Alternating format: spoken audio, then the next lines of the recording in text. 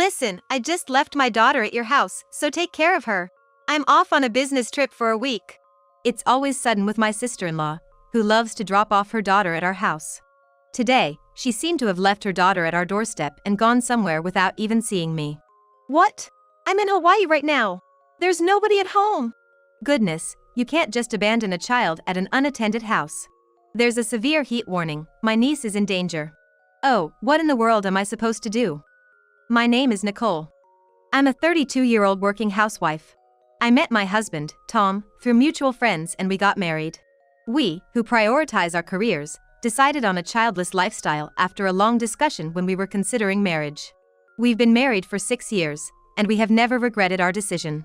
Our parents and in-laws were slightly disappointed, but they respected our decision and never said anything against it. Our siblings each have children, and thanks to that, we've been able to live worry-free and happily as a couple. However, the problem child amongst our siblings is the sister. This sister is my husband's one, and so, my sister-in-law. My sister-in-law, Megan, is a 26-year-old single mother. Last year, she divorced and moved back to her parents' house with her 2-year-old daughter. My niece, Lindsay, is now 3 years old. She's at a very demanding age. Because of this, my sister-in-law often visits our house. Apparently, it's because her elderly parents find it difficult to take care of Lindsay. Lindsay, don't draw on the wall. Don't you like this snack? Oh no, don't throw it. Oh dear, did you have a little accident? Do we have a change of clothes? Yikes, that's an important tablet. Don't drop it. You simply cannot take your eyes off her for a second. Yet, my sister-in-law is often lying on the couch, watching a movie with a drink in hand. I understand she's usually overwhelmed with child-rearing. But, completely leaving it to others, that's not acceptable, right? I don't have kids of my own, and I haven't spent much time with my brother's children either due to distance. And I'm the youngest sibling. To put it bluntly, I'm not good at taking care of children, it's not my forte. I can handle it occasionally. But, Nicole, could watch Lindsay until tomorrow evening? You're off work tomorrow, right? What? Megan, do you have something to do? I've got some troublesome work to do. It's hard to ask my parents. They are old. Thanks. This is so sudden. She often pushes babysitting onto me like this. Once in a while is fine, but frequently is just too much. Tom does mention it subtly when she asks too often, but my sister-in-law has a secret weapon which is hard to counter. The secret weapon? Well, it's her tear-jerking appeal. I'm sorry for always troubling you, Tom. But I'm having a hard time, too. I need your help, she says, looking up at Tom with teary eyes. Please, Tom, I'm begging you. And then what do you think happens? Well, it can't be helped, I understand. He said. Her brother fell. Well, it's not like he is pushing it onto me. My husband properly watches the child. Otherwise, I would have never forgiven her. Brings back memories. She looks exactly like my sister when she was young. My husband reminisces, squinting his eyes remembering the times when his younger sister was still a child. He doesn't want children, but if we have kids, he will surely show affection. That's just how my husband is. But, it's not like my husband can always take care of everything, which gives me a headache. Since my husband can work from home, he sometimes works at home even on holidays when he's busy. Today is exactly one of those days. I can't leave it to my husband who's working at home, so I am watching my niece by myself. Is it going to be like this until tomorrow? At least, while you're free watching TV, can't you take care of your own child? I asked, my face contorting, as my sister-in-law said, well, I'm going home, and left. Leaving her daughter behind, of course. Mommy, are you going home? Then Lindsay too. Mommy's going to work. You're in the way, so stay here. A harsh comment to her daughter who wanted to go home together, from my sister-in-law. Then, my sister-in-law quickly left, leaving behind her niece who was making a sad face. Isn't that a bit too much? While I was taken aback, my niece started crying in front of me. It wasn't a loud cry. She clung tightly to my clothes, her tears flowing as she bit her lips, trying to endure. Seeing her like that tugged at my heartstrings, and I couldn't help but hold her. Her tiny hand gripped my clothes tightly. You feel lonely, don't you? You want your mommy, don't you?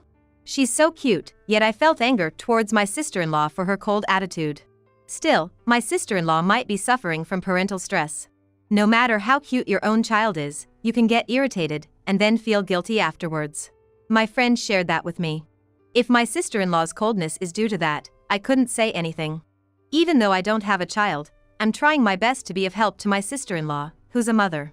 But my sister-in-law has a tendency to look down on me. Since you don't have a child, you wouldn't understand. Do you think you'll be liked by children with that attitude? I'm contributing to society by increasing the population. Those who can't contribute should keep quiet. My sister-in-law kept hitting where it hurts. There were times when my husband would admonish her, and there were times when he would get angry, but my sister-in-law didn't care. That's why people without children, she would say every time.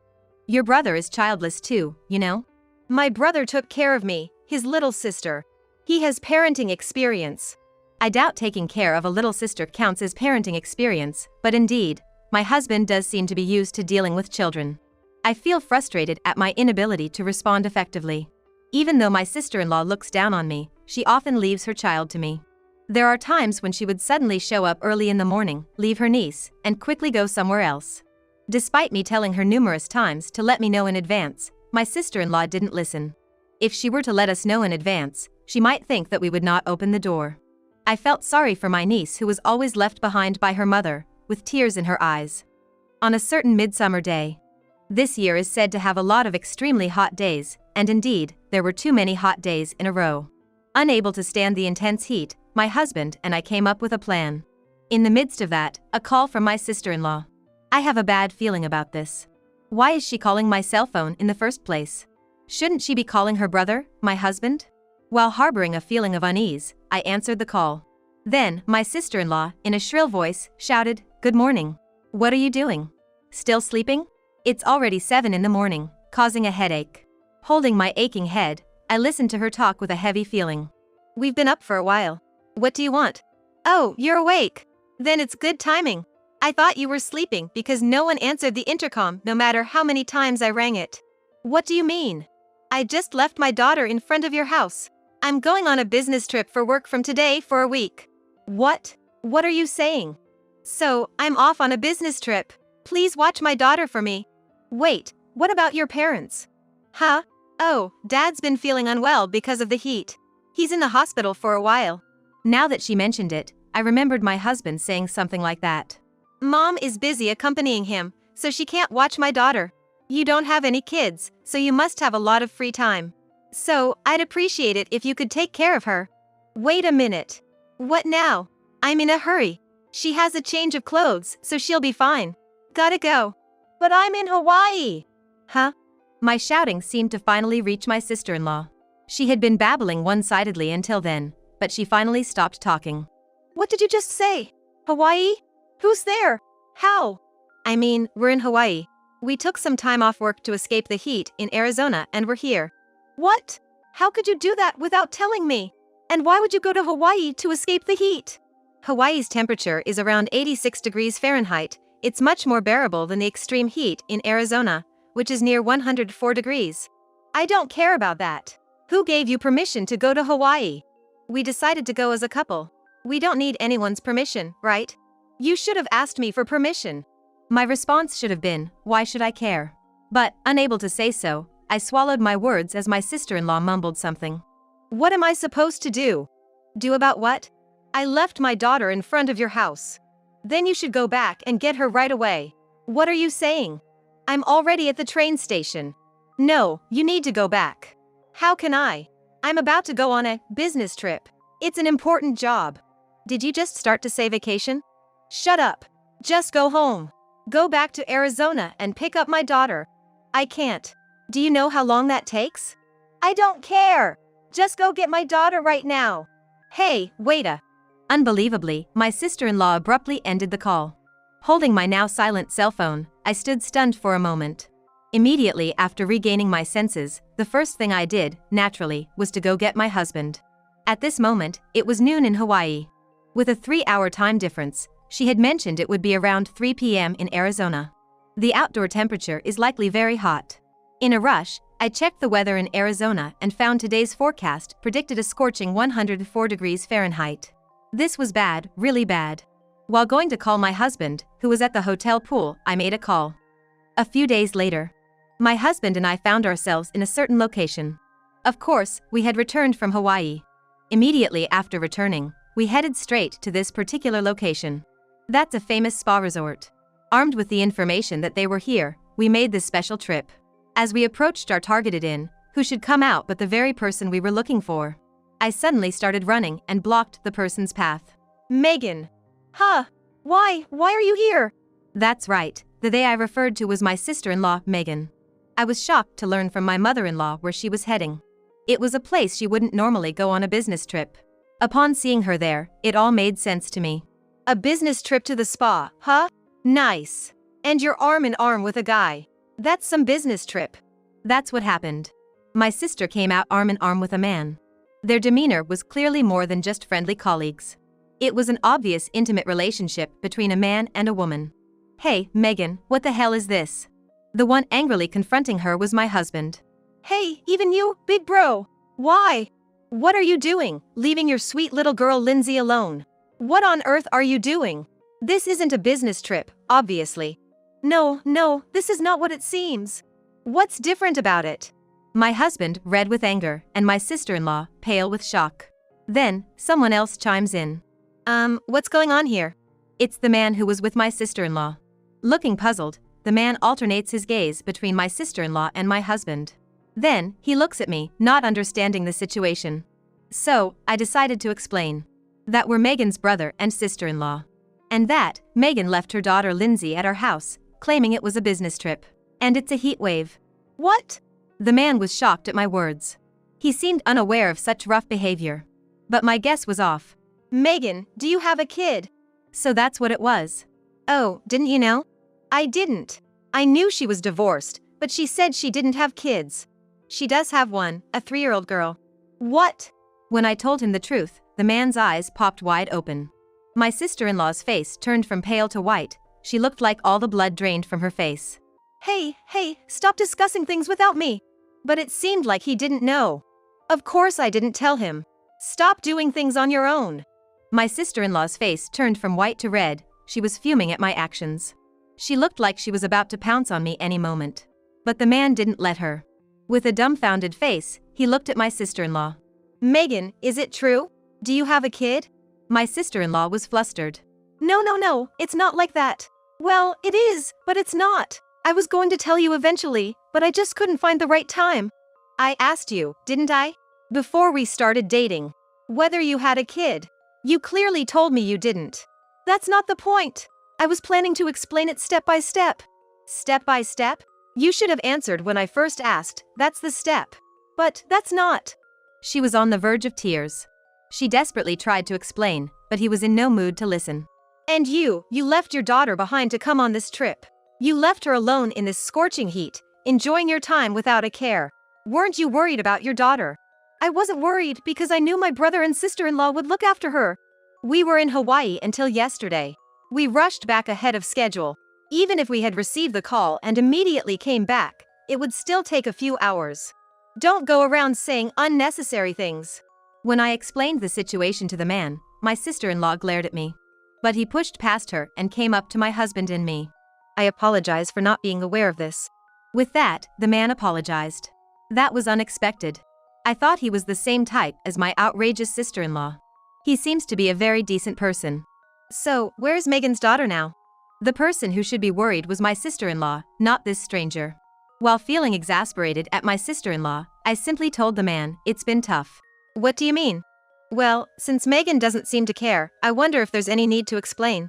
As I say that, the man's face pales once again. My sister-in-law's face turns red. Hey, hold on a minute. I'm worried about my daughter too. But because you guys are taking care of her. Even when we were in Hawaii, you left her alone. At my remark, my sister-in-law fell silent. The man looked at her in disbelief. Your father-in-law is in the hospital. Your mother-in-law is accompanying him. We were in Hawaii. The mother is on a trip. Now, what do you think happened to Lindsay? With that, I glared at my sister-in-law. The one who turned pale at that moment was the man. No way! There were no words to follow. Instead, my sister-in-law's scream dominated the scene. I don't care what happens to that burden of a child, she said, grinning. Megan, are you serious? Yeah, I am. Hey, it seems like I really have no children now, so let's date with the intent to marry. What a person. We are witnessing something unbelievable. My sister-in-law is delighted, even though her daughter might be in the worst situation. It's the worst. I gritted my teeth. Next to me, my husband was trembling with anger. Without caring about us, my sister-in-law reached out to the man. Hey, now that the nuisance is gone, let's enjoy the rest of our trip. Hey! It's no good, I can't stand it anymore. The moment I stepped forward to slap her, there was a sharp sound. It wasn't me. I hadn't laid a hand on her yet. It was the sound of a hand being slapped down. The man had slapped down the hand my sister-in-law had extended. Huh? She looked dumbfounded in surprise. The man gave her a cold look. That's enough, he said. Huh? That's it, we're breaking up. What? Wait, what are you saying?